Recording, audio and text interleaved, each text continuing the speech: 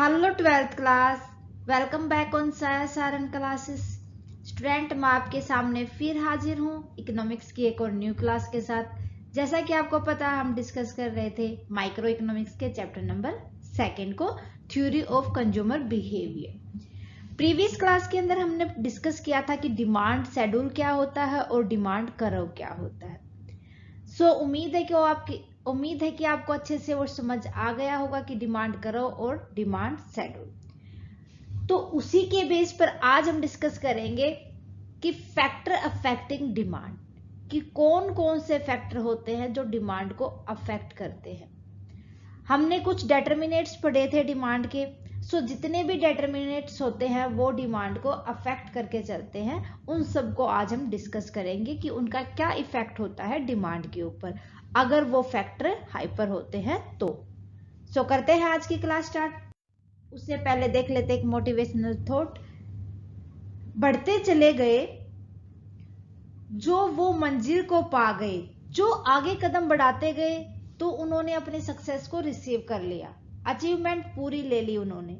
मैं पत्थरों से पांव बचाने में रह गया। अरे हम तो यही सोचते रह गए, कहीं मेरे को लग ना जाए, कहीं ये ना हो जाए, कहीं वो ना हो जाए। जो एक्सक्यूज देते रह जाते हैं ना, वो पीछे रह जाते हैं, और जो आगे बढ़ते चले जाते हैं वो अपनी मंजिल को पा जाते हैं। हमें आगे बढ़ते रहना चाहिए, एक्सक्यूजों को छोड़ना चाहिए। इसी के साथ करते हैं आज की class.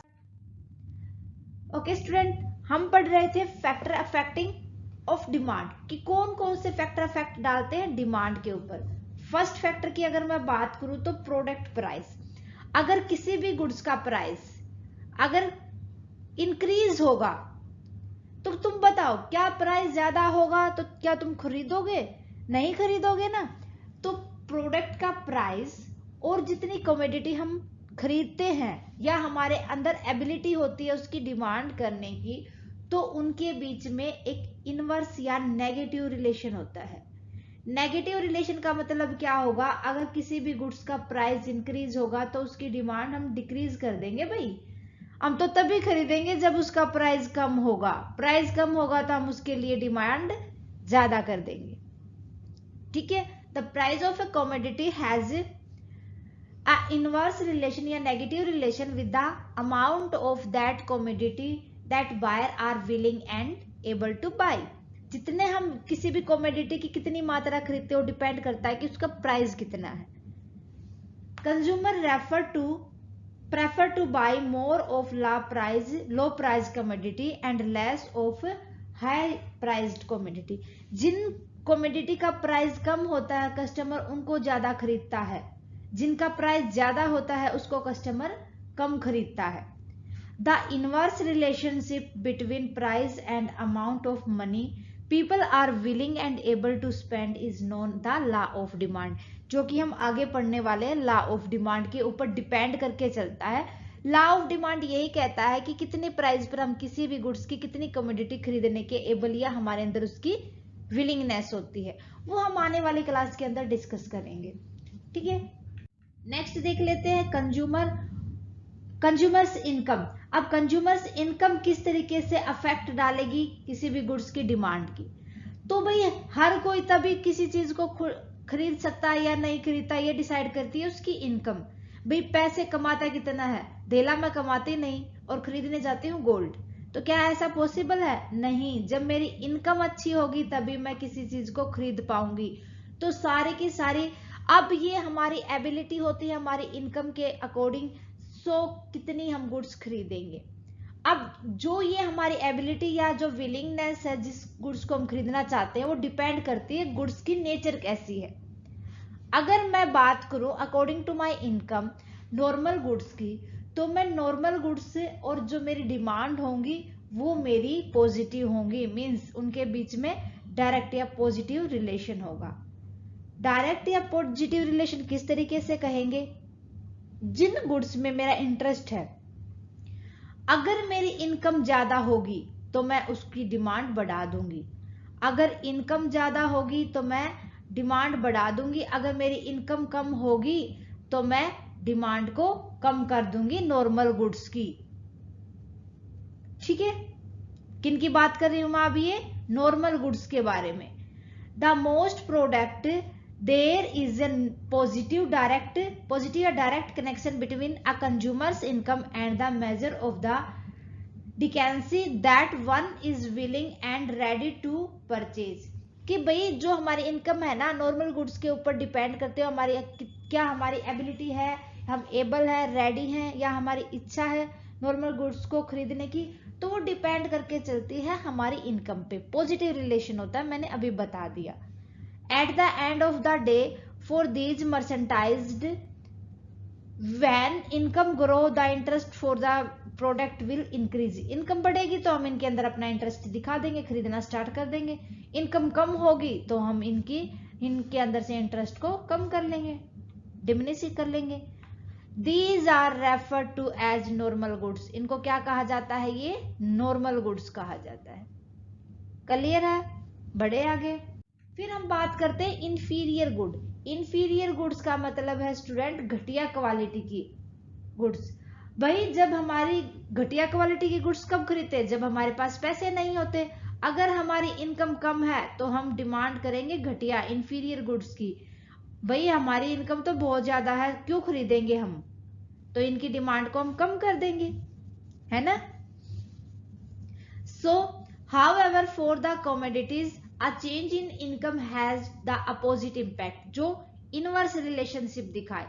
An inferior good is a one whose demand decrease as a wealth grow. जब हमारी इनकम बढ़ जाती है तो हम इसकी डिमांड को कम कर देते हैं. In other words, customer demand for inferior item is inversely connected to income.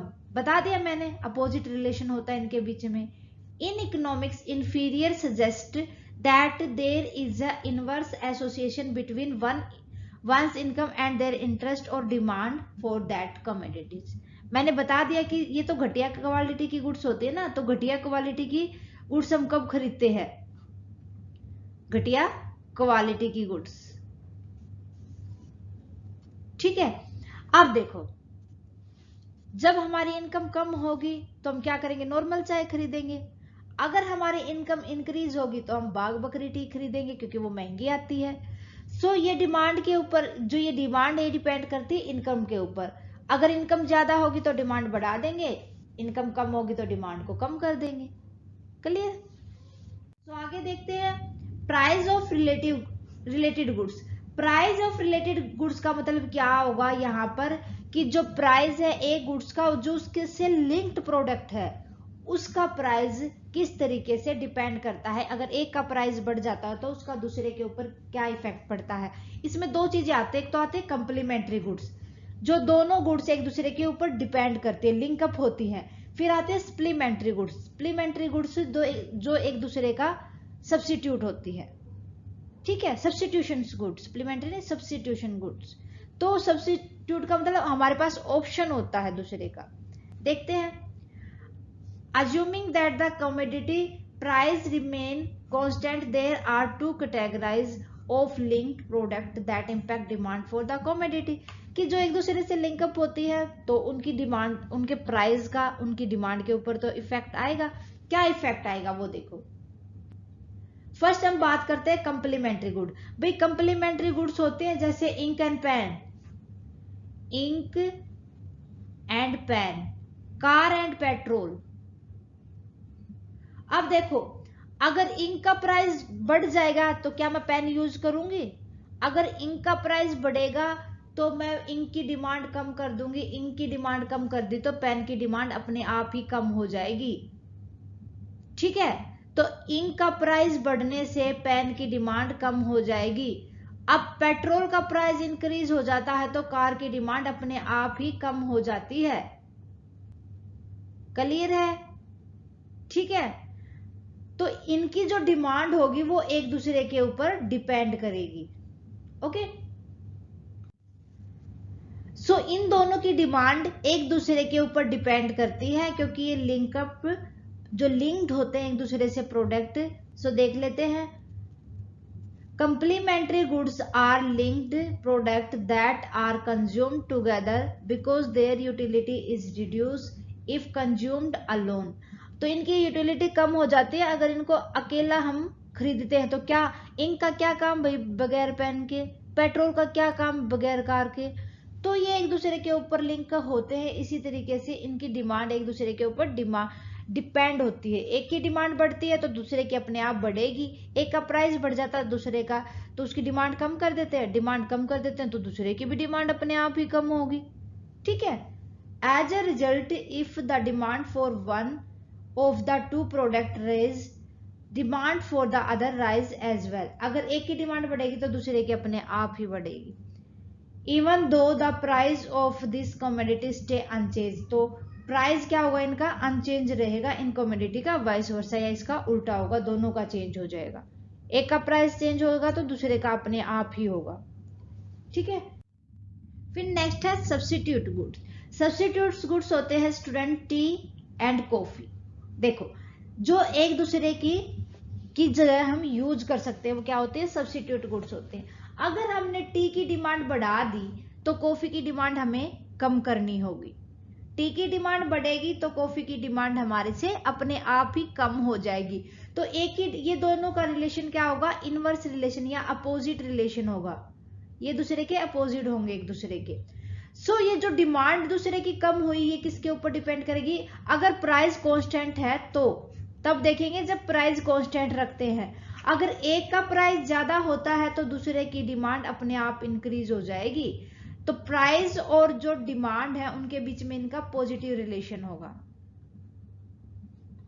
ठीक है। किन के बीच में relation, due to price and demand. Price और डिमांड से क्या होगा, इनका बीच में रिलेशन पॉजिटिव हो जाएगा। So substitute goods are commodity that are diametrically opposite to the one another.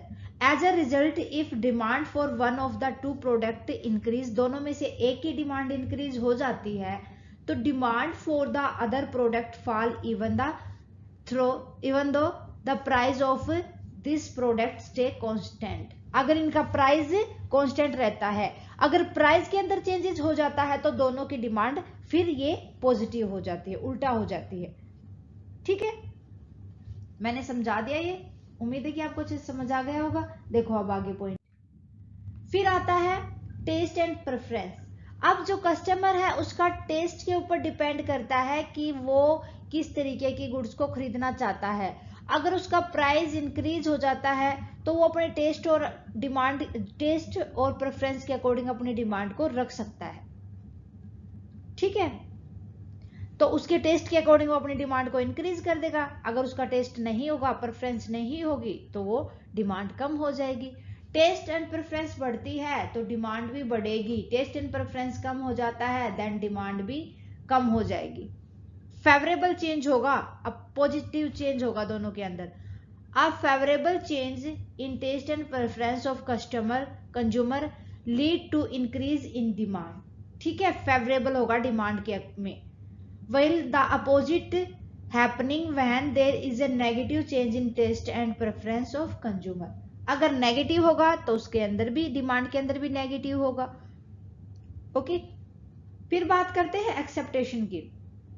भाई हमें लगता है कि फ्यूचर में हमारे गुड्स का प्राइस कम हो जाएगा, तो प्राइस कम हो जाएगा तो इस टाइम पर हम उसकी डिमांड को भी कम कर देंगे। हमें ये एबिलिटी है हमारी कि फ्यूचर के अंदर प्राइस कम होएगा तो हम उसको उसी टाइम पर इंक्रीज करेंगे, तो प्रेजेंट में उसकी डिमांड बढ़ा दी जाएगी या फिर कम कर दी जाएगी। बढ़ा दी जाएगी कस्टमर के रिगार्डिंग, तो क्या करेगा वो बढ़ा देगा, और प्राइस कांस्टेंट रहेंगे। प्राइस यहां पर कांस्टेंट रखने हैं, फ्यूचर में सोचना है हमें। ओके, देखो, if the consumer expect that the ability of goods in the future is going to fall.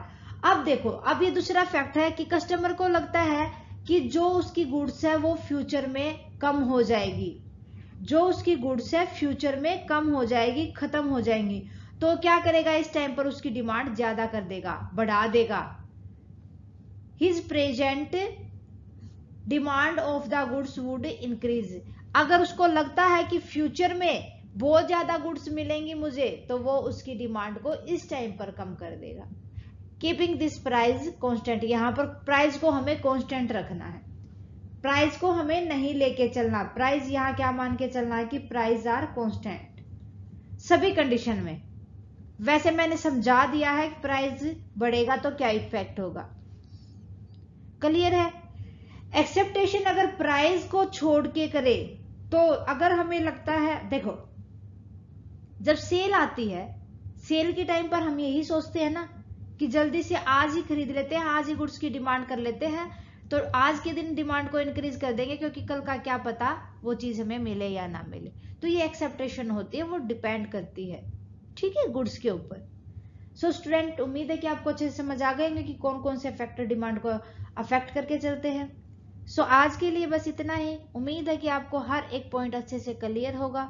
फिर भी कोई डाउट रहता है तो आप हमें कमेंट करके बताएं। साथ ही साथ कमेंट करें आपको क्लास कैसी लगी। अच्छी लगे तो प्लीज लाइक करना ना भूलें और ज्यादा से ज्यादा स्टूडेंट के साथ क्लास को शेयर करें। स्टूडेंट, अगर आपने अभी तक साइन क्लासेस को सब्सक्राइब नहीं किया है तो प्लीज सब्सक्राइब कर ले और बेल आइकन को दबा ले ताकि आने वाली क्लास की नोटिफिकेशन आपको मिलती रहे। थैंक यू स्टूडेंट, मिलते हैं नेक्स्ट क्लास में।